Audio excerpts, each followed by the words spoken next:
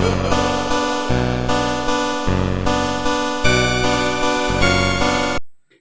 दोस्तों, मैं आनंद गुप्ता नर्सिंग वाला एकेडमी में आप सभी का स्वागत है।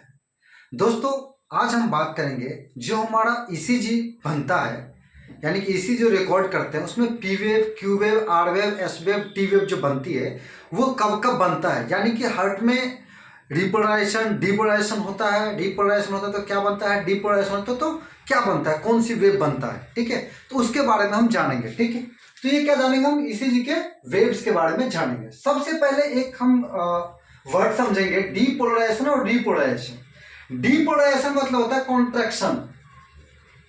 क्या होता है, कॉन्ट्रैक्शन, और इसमें होता है रिलैक्सेशन। ठीक है, जो कॉन्ट्रैक्शन और रिलैक्सेशन मतलब हार्ट का कॉन्ट्रैक्ट करना और हार्ट का रिलैक्स करना, हार्ट का कॉन्ट्रैक्ट करना और हार्ट का रिलैक्स करना, यही होता है डीपोलराइजेशन और रिपोलराइजेशन। ठीक है, इसी के जरिए जो ईसीजी का ग्राफ बनता है वो हार्ट में जब कॉन्ट्रैक्ट होगा यानी कि डिपोलराइजेशन होगा तो क्या, कौन सी वेव बनेगी, डिपोलराइजेशन होगा तो कौन सी वेव बनेगी, इसी चीज को आज हम जानेंगे। ठीक है, सबसे पहले हम ये देखेंगे कि ईसीजी में कितने वेव होते हैं। कुल 5 वेव होते हैं, P wave, Q wave, R wave, S wave, T wave. ये एक नॉर्मल ईसीजी है, आपको दिख रहा होगा, P wave, Q wave, R wave, S wave, T wave. ठीक है, अब हम जानेंगे कि पी वेव कब बना, क्यू आर एस कब बना, टी वेव कब बना। ठीक है, सबसे पहले देखेंगे पी वेव, यानी कि पी वेव, ये देख रहे हैं आपको पी वेव, ये एट्रियल का डीपोलराइजेशन, यानी कि हार्ट के जो ऊपर वाली चैम्बर होती है एट्रियल, है ना, जिसको आरटीएम भी बोलते हैं हम लोग, तो उसका डीपोलराइजेशन मतलब हार्ट का ऊपर वाला चैम्बर जो कॉन्ट्रैक्ट करेगा तो उसके दौरान कौन सा वेव बनता है, पी वेव बनता है। कौन सा वेव बनता है बच्चों, पी वेव बनता है। ठीक है, यानी कि आर्टेरियल का डीपोलराइजेशन होगा, यानी कि आर्टेरियल हमारा कॉन्ट्रैक्ट करेगा तो पी वेव जनरेट होगा, पी वेव बनेगा। इसके बाद पी वेव बनने के बाद जो ये छोटी सी लाइन दिख रही है, इसके बाद आप देखोगे क्यू वेव स्टार्ट हो रहा है ना, तो इस बीच की दूरी को हम लोग क्या बोलते हैं ना, पी आर इंटरवल। क्या बोलते हैं, पी आर इंटरवल। ठीक है, तो पी आर इंटरवल कब बनेगा, impulse from atria to ventricles, यानी कि जो अपर वाली चैम्बर होती है एट्रिया, उससे इंपल्स फिर एवी नोड से होते हुए कहां आती है, लोअर चैम्बर की तरफ आती है, यानी कि वेंट्रिकल की तरफ आता है। तो जो टाइम लगता है उसमें उतनी दूरी की जो ग्राफ बनती है वो क्या बनता है, पी आर इंटरवल। आप समझ गए कि इंपल्स कहा जाता है फ्रॉम एट्रिया टू वेंट्रिकल की तरफ जो मूव करता है, तो उसमें कौन सी ग्राफ बनता है, पी आर इंटरवल बनता है। अब हम बात करेंगे क्यू आर एस कॉम्प्लेक्स की। ये जो आपको पूरा दिख रहा होगा ये graph Q R S complex, यानी कि जहां से हमारा ये आर वेव स्टार्ट हुआ, यानी कि क्यू वेव जो स्टार्ट हुआ फिर जहां तक ये एंड हुआ, इसको बोलते हैं लोग क्या, Q R S complex. Q R S complex यानी कि वेंट्रिकल का डीपोलराइजेशन, जब हमारा करंट यानी कि इंपल्स वेंट्रिकल की तरफ मूव कर गया पी आर इंटरवल के दौरान, इसके बाद क्या होता है, वेंट्रिकल का डीपोलराइजेशन, यानी कि जो हमारा वेंट्रिकल अब कॉन्ट्रैक्ट किया।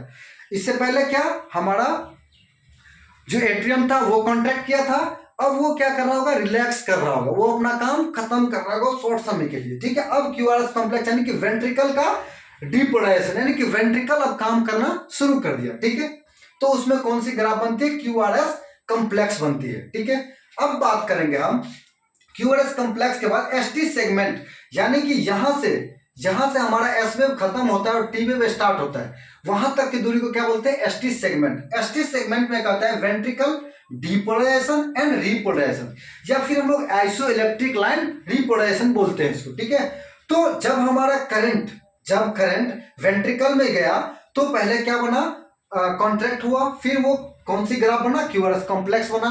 इसके बाद फिर हमारा एसटी सेगमेंट यानी कि वेंट्रिकल का रिपोलराइजेशन भी हुआ और डीपोल मतलब शॉर्ट समय के लिए वो थोड़ा सा काम भी किया और फिर थोड़ा रेस्ट भी किया, उसको कौन सी ग्राफ बनेगा, एसटी सेगमेंट बनेगा। अब बात करेंगे, आपने समझ गया होगा। अब बात करेंगे हम टी वेव का। कौन सी वेव का, टी वेव का। टी वेव कब बनेगा, जब वेंट्रिकल का रिपोलराइजेशन होगा। जब टी वेव कब बनेगा, जब वेंट्रिकल का रिपोलराइजेशन होता है। तो वेंट्रिकल में जब रिपोलराइजेशन होगा, पहले तो वर्ड काम करना शुरू किया, अब वो रिलैक्स करेगा। रिपोलराइजेशन मतलब क्या, जो रिलैक्स करना। तो जब वेंट्रिकल हमारा रिलैक्स करेगा, आराम करेगा, तो टी वेव बनता है। ठीक है, अब समझ गए टी वेव कब बनेगा, वेंट्रिकल का रिपोलराइजेशन। अब बात करेंगे क्यूटी इंटरवल, जहां से क्यू वेव स्टार्ट हुआ, जहां से टी वेव खत्म हुआ, इसको क्या बोलेंगे, क्यूटी इंटरवल। तो क्यूटी इंटरवल कब होता है? टोटल ड्यूरेशन ऑफ वेंट्रिकल का रिपोलराइजेशन और डिपोलराइजेशन, यानी कि जब हमारा वेंट्रिकल फुल्ली क्या करता है, रिलैक्स हो जाता है, डिपोलराइजेशन रिपोलराइजेशन होता है, तो कौन सी वेव बनता है, कौन सी ग्राफ बनता है? क्यूटी इंटरवल बनता है। तो दोस्तों आपने इसमें क्या देखा कि पी वेव कब बनेगा? जब एट्रियल का डिपोलराइजेशन होगा। PR interval impulse from atria to ventricle, यानी कि इंपल्स एट्रियल से वेंट्रिकल की तरफ मूव करेगा। क्यूआरएस कंप्रेस यानी कि वेंट्रिकल कॉन्ट्रैक्ट करेगा, ठीक है। अब एसटी सेगमेंट यानी कि वेंट्रिकल का डिपोलराइजेशन और रिपोलराइजेशन, इसी को हम आइसोइलेक्ट्रिक लाइन भी बोलते हैं। अब बात करेंगे टी वेव का। टी वेव यानी कि वेंट्रिकल का रिपोलराइजेशन, वेंट्रिकल हम रिलैक्स करेगा बिल्कुल। अब है क्यूटी इंटरवल, यानी कि क्यूटी इंटरवल में total duration of ventricle repolarization depolarization, मतलब वेंट्रिकल फुल्ली अपना जो काम कंप्लीट कर लेगा, उसके बाद उसमें कौन सी वेव बनती है? क्यूटी इंटरवल बनते हैं। ठीक है दोस्तों, अगर वीडियो अच्छा लगे तो चैनल को लाइक करें, सब्सक्राइब करें, बेल आइकन को दबाना ना भूलें। Thank you.